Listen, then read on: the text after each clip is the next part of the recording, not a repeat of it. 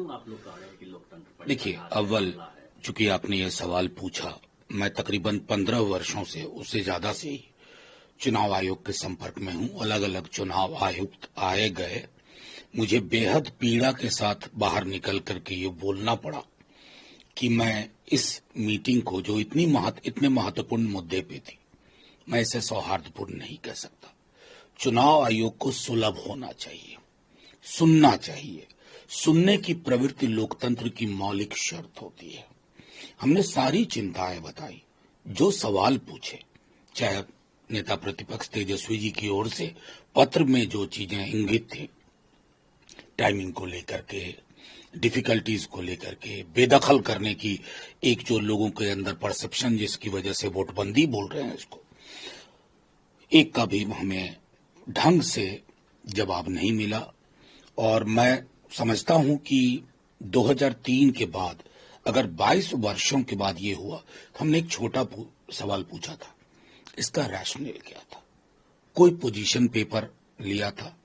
जब इन्होंने पदभार ग्रहण किया था नए वाले चुनाव आयुक्त ने, हालांकि वो ये भी कहते हैं कि नया चुनाव आयोग है, मैं तो समझता नहीं कि कैसे कोई चीज नई, निरंतरता की चीज नई के, तो उन्होंने कहा था कि पॉलिटिकल पार्टी से रेगुलर कम्युनिकेशन हमारा जरिया होगा, उसके बगैर कुछ नहीं होगा, लेकिन कार्यशैली में वो परिलक्षित नहीं हो रहा।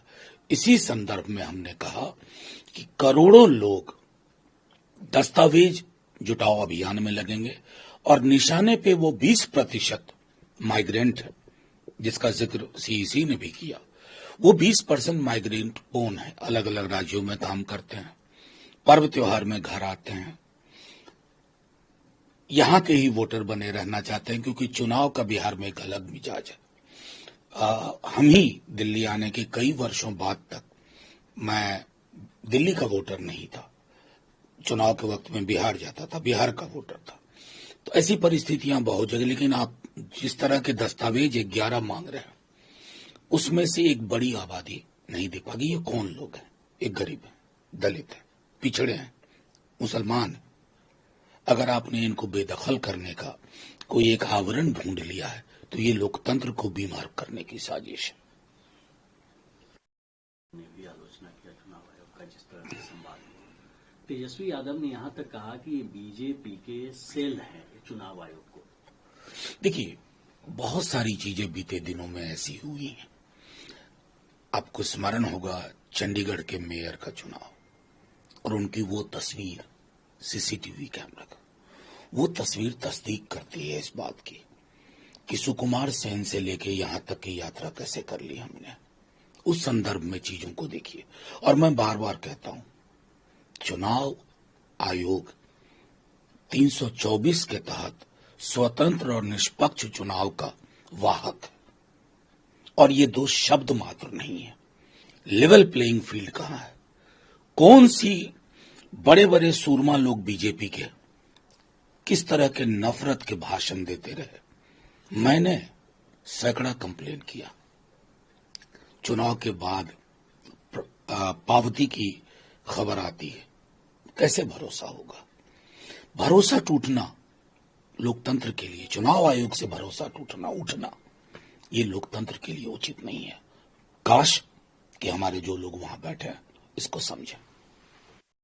जो विधानसभा का चुनाव होगा, तो उसमें जो चेहरा है वो नीतीश कुमार और नरेंद्र मोदी होंगे एनडीए के जीत के। डबल तो कर ही दिया अब उन्होंने, अमित शाह जी में इम्प्रूव कर दिया। अमित शाह जी तो बोल रहे थे कि चुनाव में चुनाव बाद का फर्क। तो खैर, बिहार की जनता के सामने सारी चीजें स्पष्ट हैं। राजनाथ सिंह जी को मैं अभी भी मानता हूं, वो पुरानी धारा के बीजेपी के हैं। आलोचना भी हमारे करते हैं तो शत्रु के शब्दों में नहीं करते हैं, बड़ी शालीनता से करते हैं। वो धारा हालांकि बीजेपी की विलुप्त सी होती जा रही है, लेकिन बिहार का चुनाव तो उन मुद्दों पे होगा जिन मुद्दों का सृजन महागठबंधन ने तेजस्वी जी के नेतृत्व में किया है।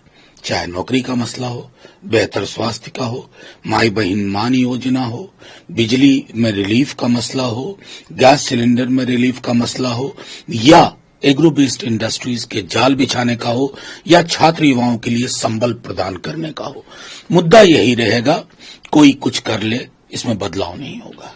खाने पीने नेम प्लेट या यूं कहें कि लाइसेंस सर्टिफिकेट जब दिखाना है, डिस्प्ले करना है, उसको लेकर अब राजनीति गर्म है। असासुद्दीन ओवैसी भी अब इसमें कूद गए हैं, कह रहे हैं कि दुकानदारों को जो कहा जा रहा है एक तरह से उनको पैंट हटाना चाहिए। देखिए, सीधी सी बात है, ओवैसी साहब को भी लग रहा होगा कि विदेश में जाके क्या बोलना पड़ता है और देश में क्या हालत है।